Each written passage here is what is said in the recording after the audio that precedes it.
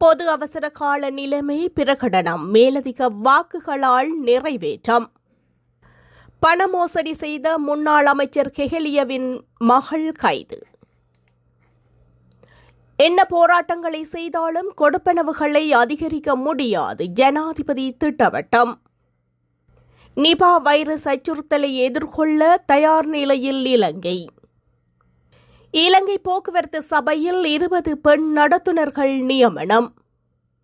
மாணவர் ஒருவருக்கு 25,000 ரூபாய் நிதியுதவி. ஜனாதிபதி நிதியத்தால் 192 கோடி ரூபாய் ஒதுக்கீடு. யாழ் மாநகர அபிவிருத்தி திட்டங்கள் தொடர்பில் கலந்துரையாடல். ரஷ்யா உக்ரைன் இடையே கைதிகள் பரிமாற்றத்திற்கு இணக்கம். தொடர்வென விரிவான செய்திகள். பொது அவசர கால நிலையை பிரகடனப்படுத்துவது தொடர்பான தீர்மானம் 104 மேலதிக வாக்குகளால் நிறைவேற்றப்பட்டுள்ளது.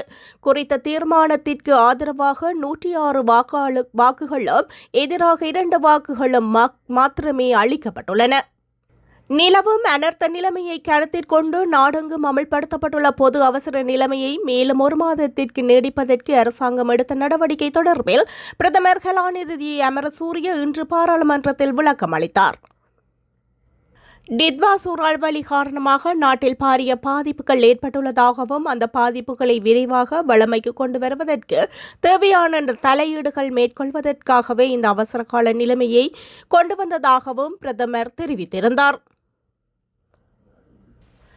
எதிர்வரும் 27ஆம் ஆண்டு சம்பள உயர்வு வரும் வரை வேறு எந்தவொரு கொடுப்பனவும் அதிகரிக்கப்பட மாட்டாது என ஜனாதிபதி அன்ரோகுமார திசாநாயக்க திட்டவட்டமாக தெரிவித்துள்ளார். டிட்வா புயலினால் ஏற்பட்ட அனர்த்தத்தினால் பாதிக்கப்பட்ட மக்களை மீள்குடியேற்றும் கண்டி மாவட்ட வேலை திட்டத்தில் கலந்து கொண்டு உரையாற்றும் போதே ஜனாதிபதி இதனை குறிப்பிட்டுள்ளார்.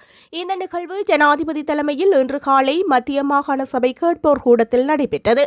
2025, 2026 மற்றும் 2027ஆம் ஆண்டுகளில் அரச ஊழியர்களின் சம்பள உயர்விற்காக 33,000 கோடி ரூபாய் செலவிடப்பட்டுள்ளதாக குறிப்பிட்டுள்ளார். அதற்கமைய 2027ஆம் ஆண்டில் 3வது சம்பள அதிகரிப்பு வழங்கப்பட்ட பின்னர் வரவு செலவு திட்டத்தில் ஏற்படும் தாக்கத்தை கருத்தில் கொண்டே ஏனைய கொடுப்பனவுகள் குறித்து பரிசீலிக்கப்படும் எனவும் அதுவரை யார் என்ன போராட்டங்களை முன்னெடுத்தாலும் கொடுப்பனவுகளை அதிகரிக்க நடவடிக்கை எடுக்கப்பட மாட்டாது எனவும் தெரிவித்துள்ளார்.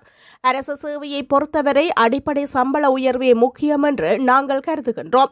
அந்த அடிப்படை சம்பள உயர்விற்காக மாத்திரம் 2025ஆம் ஆண்டில் 11,000 கோடி ரூபாய் செலவிடப்பட்டுள்ளது. 2026ஆம் ஆண்டு இந்த ஜனவரி மாதத்திலேயே மேலும் 11,000 கோடி செலவிடப்படுகின்றது. 2027இல் அடுத்த கட்டமாக 11,000 கோடி ரூபாய் செலவிடப்படவுள்ளது.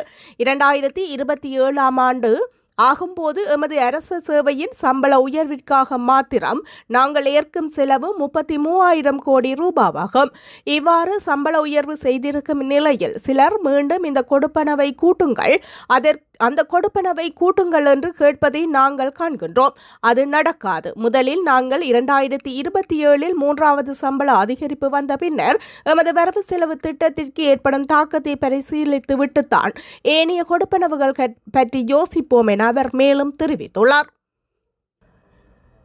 நகர அபிவிருத்தி அதிகார சபையினால் முன்னெடுக்கப்படவுள்ள மாநகர எல்லைக்குட்பட்ட பிரதேச அபிவிருத்தி திட்டங்கள் விளக்கம் காட்சியினை யாழ்ப்பாணம் மாநகர சபையின் முதல்வர், உறுப்பினர்கள் மற்றும் உத்தியோகத்தர்களுக்கு தெளிவுபடுத்தும் கலந்துரையாடல் அண்மையில் மாநகர மாநாட்டு மண்டபத்தில் இடம்பெற்றுள்ளது.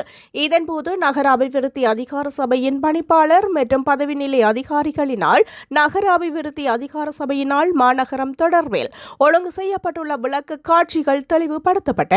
முன்வைக்கப்பட்ட கருத்தாடல்கள் தொடர்பில் உறுப்பினர்கள் தங்களது கருத்துக்களையும் ஆலோசனைகளையும் முன்வைத்தனர். உறுப்பினர்களின் கேள்விகளுக்கு நகர அபிவிருத்தி அதிகார சபையின் அதிகாரிகள் தெளிவுபடுத்தல்களையும் வழங்கியிருந்தனர். இந்த கலந்துரையாடலில் முன்வைக்கப்பட்ட நகர அபிவிருத்தி அதிகார சபையின் திட்டங்களுக்கு மாநகர சபையின் அடுத்த மாதாந்த பொதுக்கூட்டத்தில் அங்கீகாரம் வழங்கப்பட்டது. அவை தொடர்பில் அடுத்த கட்ட நடவடிக்கைகள் நகர அபிவிருத்தி அதிகார சபையினால் முன்னெடுக்கப்பட உள்ளவையும் குறிப்பிடத்தக்கது. முன்னாள் அமைச்சர் ஹேலிய ரம்புக்வெல்லவின் மூத்த மகள் சமித்ரி ரம்புக்வெல்ல லஞ்சம் அல்லது ஊழல் குற்றச்சாட்டுகளை விசாரிக்கும் ஆணைக்குழுவின் அதிகாரிகளால் கைது செய்யப்பட்டுள்ளார். 300 லட்சம் ரூபாய் பணத்தை சட்டவிரோதமான முறையில் பரிமாற்றம் செய்தமை மற்றும் சொத்து குவிப்பமை தொடர்பில் குற்றச்சாட்டின் கீழேயே அவர் கைது செய்யப்பட்டுள்ளார். பண மோசடி தடுப்பு சட்டத்தின் கீழ் சமித்ரி ரம்புக்வெல்ல கடந்த ஆண்டு ஜூன் மாதம் கைது செய்யப்பட்டு பிணையில் விடுவிக்கப்பட்டமையும் குறிப்பிடத்தக்கது. இலங்கையில் நிபா வைரஸ் பரவலை கண்டறியும் அதற்கு பதிலளிக்கவும் சுகாதாரத்துறை தனது தயார் நிலையை தீவிரப்படுத்தியுள்ளது.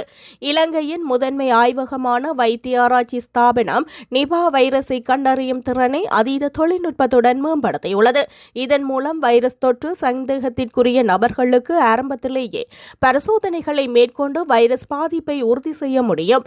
இதற்காக நவீன தொழில்நுட்ப கருவிகள் ஆய்வகத்தில் தயார் நிலையில் வைக்கப்பட்டுள்ளது என வைத்திய ஆராய்ச்சி ஸ்தாபனம் வட்டாரம் தெரிவித்துள்ளது. நிபா வைரஸ் விலங்குகளிடமிருந்து மனிதர்களுக்கு பரவும் ஒரு வகை நச்சுயிரியாகும். முக்கியமாக பழம் தின்னும் வௌவால்கள் மூலம் பரவுகின்றது. அசுத்தமான உணவு, பாதிக்கப்பட்ட மனிதர்களுடனான நேரடி தொடர்பின் மூலம் இது பரவக்கூடும். இந்த வைரஸால் பாதிக்கப்படுபவர்களில் 40% முதல் 75% வரை உயிரிழக்க வாய்ப்புள்ளதாக மதிப்பிடப்பட்டுள்ளது. இது மிகவும் ஆபத்தான தொற்று நோய்களில் ஒன்றாக கருதப்படுகின்றமையும் குறிப்பிடத்தக்கது. வரலாற்று சிறப்புமிக்க நிகழ்வாக புதிதாக ஆட்சேர்ப்பு செய்யப்பட்ட மொத்தம் 20 பெண் பேருந்து நடத்துனர்கள் இலங்கை போக்குவரத்து சபையிடமிருந்து அதிகாரப்பூர்வமாக தாங்கள் நியமன கடிதங்களை பெற்றுள்ளனர். இந்த நியமன கடிதங்கள் வழங்கும் நிகழ்வு இன்று மகும்புர பல்நோக்கு போக்குவரத்து மையத்தில் நடைபெற்றது. இந்த நிகழ்வில் வெகுசன ஊடக பிரதியமைச்சர் கலாநிதி கௌசல்யா ஆரியரத்ன, நாடாளுமன்ற உறுப்பினர் சமன்லி குணசிங்க, இலங்கை போக்குவரத்து சபையின் தலைவர் சஜீவ கனகரத்ன ஆகியோர் கலந்து கொண்டிருந்தனர். இதன்போது புதிதாக நியமிக்கப்பட்ட பெண் பேருந்து நடத்துனர்களுக்கு புதிய சீருடையும் அறிமுகப்படுத்தப்பட்டமை குறிப்பிடத்தக்கது. உலக சுகாதார நிறுவனத்தின் மதிப்பீடுகளின்படி ஒருவருக்கு 7 பேரில் ஒருவருக்கு மனநோய் ஏற்படுவதற்கான சாத்தியக்கூறுகள் உள்ளதாக தேசிய மனநல நிர்வாகத்தின் பணிப்பாளர் விசேட வைத்திய நிபுணர் தம்மிக்க அழகப்பெரும தெரிவித்துள்ளார். தேசிய மனநல நிர்வாகத்தில் மாத்திரம் வருடத்திற்கு 50,000க்கும் அதிகமான நோயாளர்கள் சிகிச்சை பெற்று வருகின்றனர். அத்துடன் தினமும் 600க்கும் அதிகமான கிளினிக்குகள் முன்னெடுக்கப்படுகின்றன. தேசிய மனநல நிர்வாகமானது எந்தவித வேலைநிறுத்த போராட்டங்களுமின்றி தடையற்ற சேவையை வழங்கி வருவதாக வைத்தியர் சுட்டிக்காட்டினார். எவரேனும் எந்த நேரத்திலும் தேசிய மனநல நிர்வாகத்திற்கு வருகை தந்து சிகிச்சைகளை பெற்றுக் கொள்ள முடியும்.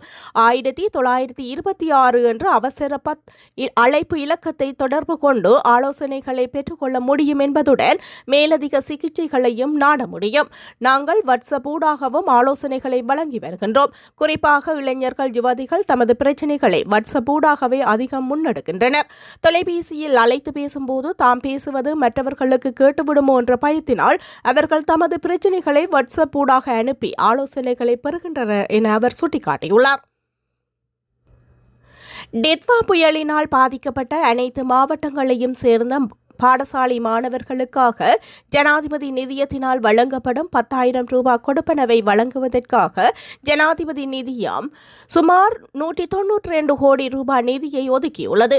ஜனாதிபதி ஊடக பிரிவு குறிப்பிட்டுள்ள அறிக்கையில் இந்த விடயம் குறிப்பிடப்பட்டுள்ளது. மேலும் குறித்த நிதி ஒதுக்கீடுகள் அனைத்தும் தற்போது அந்தந்த மாவட்ட செயலாளர்களூடாக பிரதேச செயலாளர்களுக்கு அனுப்பி வைக்கப்பட்டுள்ளதாக தெரிவிக்கப்பட்டுள்ளது.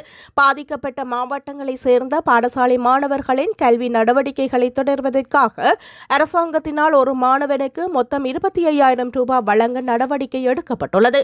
அதில் திரைசேதியிலிருந்து 15,000 ரூபாவும் மற்றும் ஜனாதிபதி நிதியத்திலிருந்து 10,000 ரூபாவும் வழங்கப்படவுள்ளது. அதற்கமைய அம்பாறை, ஹம்பாந்தோட்டை, பொலனறுவை, மொனராகலை, மென்னார் மற்றும் வவுனியா ஆகிய மாவட்டங்களைச் சேர்ந்த பாடசாலை மாணவர்களுக்காக ஜனாதிபதி நிதியத்தினால் வழங்கப்படும் 10,000 ரூபாய் கொடுப்பனவு தற்போது முழுமையாக கொடுத்து முடிக்கப்பட்டுள்ளது. ஏனைய மாவட்டங்களைச் சேர்ந்த பாடசாலை மாணவர்களுக்கான குறித்த நிதியுதவி விரைவில் வழங்கப்பட உள்ளதாக அந்த அறிக்கையில் மேலும் குறிப்பிடப்பட்டுள்ளது. ரஷ்யா உக்ரைன் போரை முடிவுக்கு கொண்டு வருவதற்காக அமெரிக்காவின் மத்தியஸ்தத்துடன் முன்னெடுக்கப்பட்ட 2ஆம் கட்ட முத்தரப்பு கலந்துரையாடல்கள் நிறைவடைந்துள்ளன.